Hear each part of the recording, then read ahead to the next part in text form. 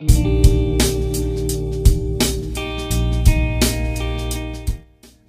ways to fall in love without falling into trouble. Welcome to Wisdom for Singles and Married. This is a series we run from Monday to Friday. Tell your friends, tell your loved one about this program. Your life will never remain the same after this program. So today we are discussing about 7 ways to fall in love without falling into trouble. A lot of destiny have been destroyed as a result of wrong relationship. People have lost their life, they have lost their destiny, they have lost their ministry as a result of wrong relationship. That is not God's will for your life. There are people who were ordained by God to be high flyers, to be history makers, to be world changer, but they are nowhere to be found today because of wrong relationship. Nothing destroys potential and destiny like wrong relationship. In the school of marriage, your choice is your life. So you can't just choose anybody that comes your way. You must think wisely before you settle for anybody. Getting married is about your life, your destiny, and your children. So you must handle it carefully. A bad relationship is not good for your health. A bad relationship is not good for your career. A bad relationship is not good for your children. A bad relationship is not good for your well-being. So it is never the will of God for you to be involved in a relationship that will destroy your life and destiny. So that's why we are discussing about how to fall in love without falling into trouble. So what are the steps you need to take for you not to fall into trouble? Don't be too desperate for relationship. Don't be too desperate for love. One of the reasons why people fall into trouble is because they are too desperate for love. They are too desperate for relationship. Because of that, they are ready to settle for less. Relationship is not a do or die affair. Relationship is not an emergency. Marriage is not an emergency. There is no late comer in marriage. Don't say age is not on your side. There is no late comer in marriage. Never bow to any pressure from friends and family. Marriage is not an emergency. There is no law that says thou shalt marry at a particular age. There's no law.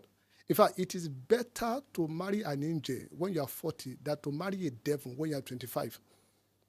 So you have to be very, very careful. It is better to be happily single for life than to be miserable marriage. Marriage is not what you rush into. Singleness is not a curse. Singleness is not a sin. Singleness is not a bondage. Don't be ashamed because you are single, you are not married. I know some people, they are single, but on Facebook they write they are married because they are shy, they are ashamed of being single. Singleness is not a sin. It is not a curse. It is not a sickness. It is not a problem. Singleness is not a limitation. You can be single and be happy. You can be single and fulfill destiny. You can be single and be complete.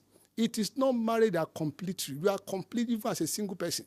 You can be single and fulfill destiny. When I was single, I wrote my 3 best-selling books. I bought my first car when I was single. I was fulfilling destiny. In the process of fulfilling destiny, I met my wife. When I went to minister, I met my wife. So don't just stay at home thinking about marriage and your life remains useless because you are thinking about relationship and love. So singleness is not a sin. It's not a bondage. It's not a bondage. So keep serving God. Keep fulfilling your destiny while you are single. So number 2, you must not trust in your own heart. If you don't want to fall into trouble, you must not trust your own heart. Let the Lord lead you. Let God lead you. The Bible says trust in the Lord with all your heart. Trust in the Lord, not in your own heart. Trust in the Lord with all your heart. Do not lean on your own understanding. In all your way, acknowledge God and He will direct you. So if you don't want to make marital error, if you don't want to fall into trouble, you must allow God to lead you. The Bible says something, said the heart of a man is desperately wicked.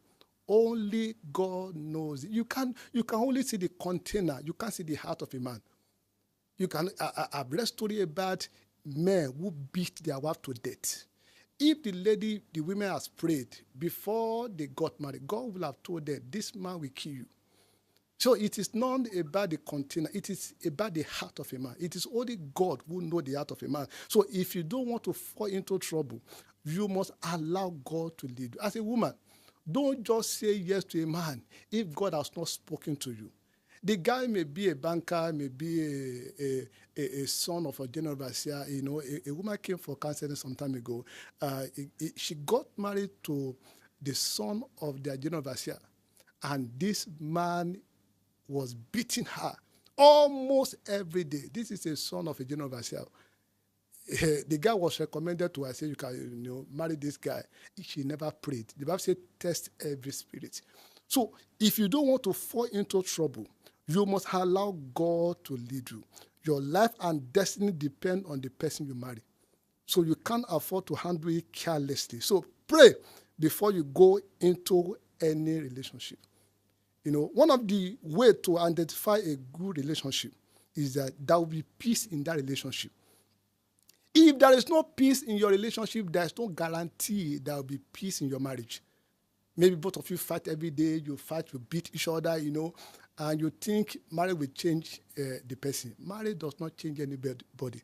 Marriage makes you, more of who you are. A fornicator today will become an adulterer in marriage. So marriage does not change anybody. So if there is no peace in that relationship, there is no guarantee there will be peace in that marriage. So when you allow God to lead you, you will not marry a devil that will destroy your life. Number 3, how to fall in love without falling into trouble. You must be in agreement with the person you want to marry. You must be in agreement. The Bible says, can two work together except they agree? Even though you are convinced that this person is the will of God for your life, maybe you prayed and you heard God clearly that this is my will for your life, but there is no agreement. There's no agreement. If there's no agreement, there will be trouble in that marriage. There will be trouble in that. There are people who are divorced today. They heard God clearly. I know some pastors, they told me they heard God clearly, but they are divorced today. Because there was no agreement. It got to a point there was no agreement. So if there's no agreement, there will be trouble in that marriage. Agreement is the mother of intimacy in marriage.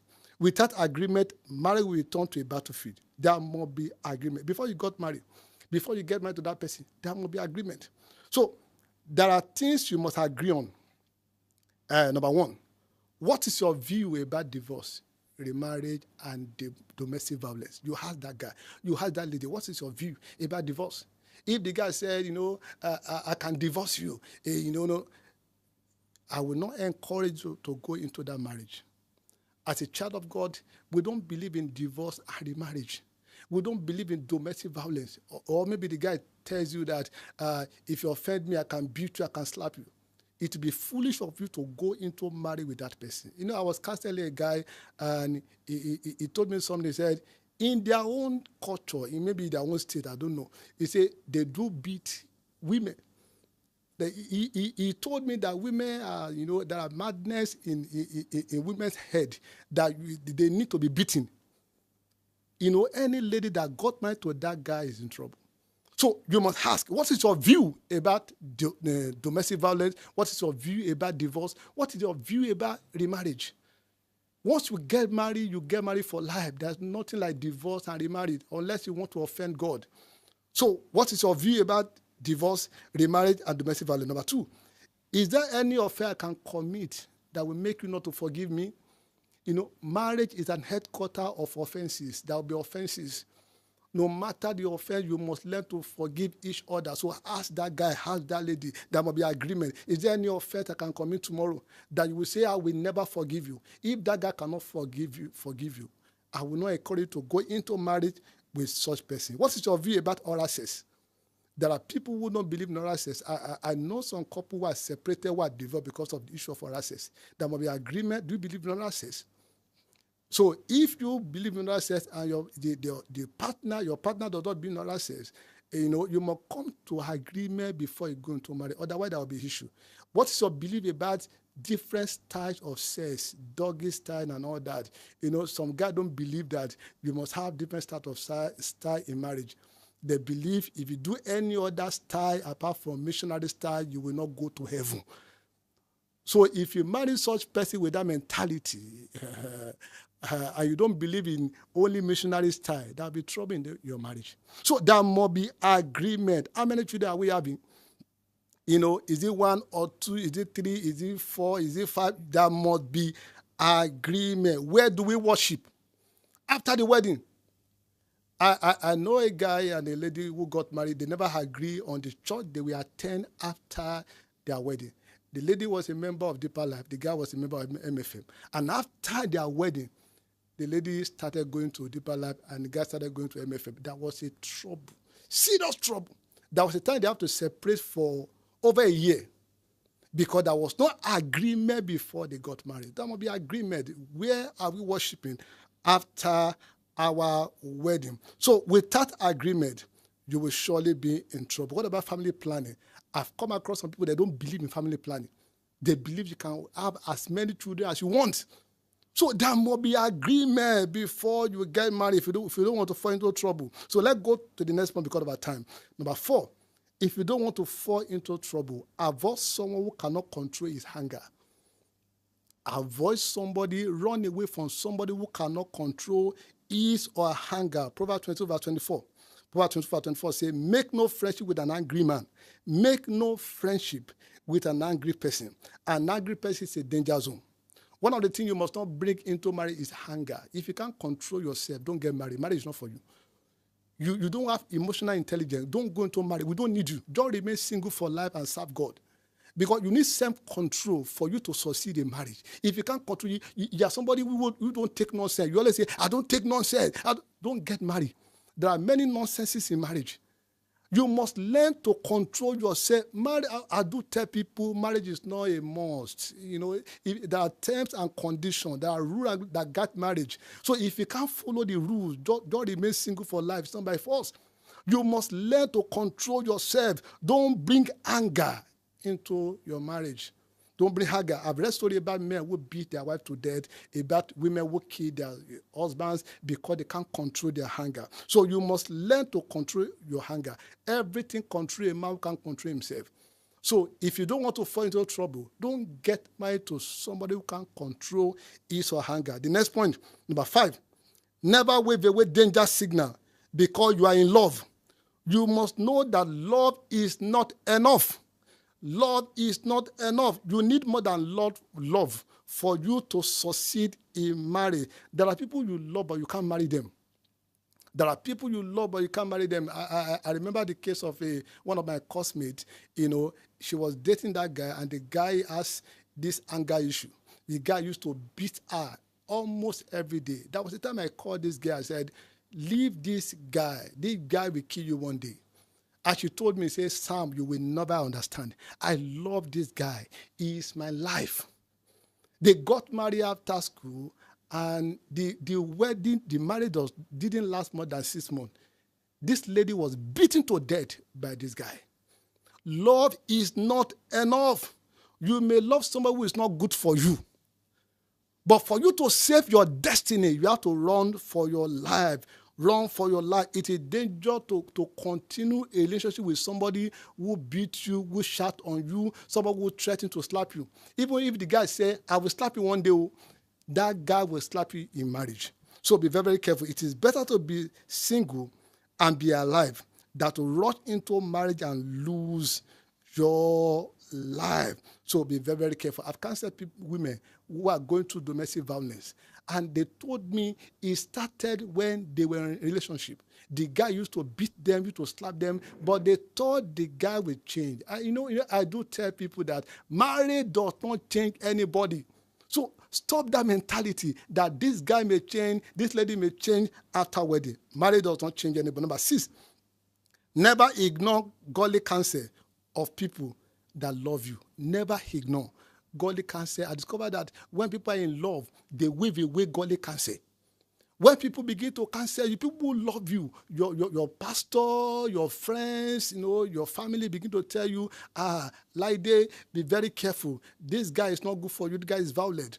Please sit down and think about it. Sit down and think about it. I remember a lady, I told her, she was dating a guy who used to drink. And she told me, oh, Pastor, don't worry, it's just a bottle of stout. They've been married for 10 years now. The guy can drink the whole brewery. After drinking, we beat hell out of this woman. Marriage does not change anybody. If people begin to warn you, begin to say, go and sit down and think about it. So the last point, never have a secret relationship. Never have a secret relationship. Let your pastor, your friend, your parent know about your relationship. Recently, a lady was killed, was it last week or so? Was killed by her boyfriend. Nobody knew about the relationship. She just went to visit the guy and she was killed. So let your pastor, let your parent, when somebody says, I want to marry you, come and see my pastor, come and see my parent. One of the ways to know somebody who is not serious, the guy will say, no, just come and visit me. So be very, very careful. Never have a secret relationship. Carry your pastor along. Carry your parent along. Carry your friend along. Don't neglect the counsel of your pastor. The last one. Never go into a relationship with a fornicator. Never go into a relationship with a what? With a fornicator. Relationship is not for intercourse. It is for interview. Courtship is a period of discussion, agreement, discovery, purity, assessment, premarital counseling, and openness. Sex is strictly for married people. Sex is not love. Love is not sex. If somebody tell you, if you love me, you have sex with me, that person does not know what love is all about. Love is not sex. You must wait until your wedding night. Don't do anything you can't do in Jesus' name. Can you kiss in Jesus' name? You can't kiss in Jesus' name. If you are kissing trouble. Kissing is for the married people. That's why on the wedding day, they will tell you, you can now kiss the bride. You cannot kiss the bride. So don't go into a relationship with somebody who does not honor your body. One of the ways to lose your relationship is for you to begin to involve in sex before marriage. So let me stop here for today. And I'm sure you are blessed with today's series. So share this program, tell your friend and all that. This program runs from Monday to Friday. And for partnership, for sponsorship, we have number on the screen. Call us. We're hoping for adverts and for sponsorship. God bless you in Jesus' name.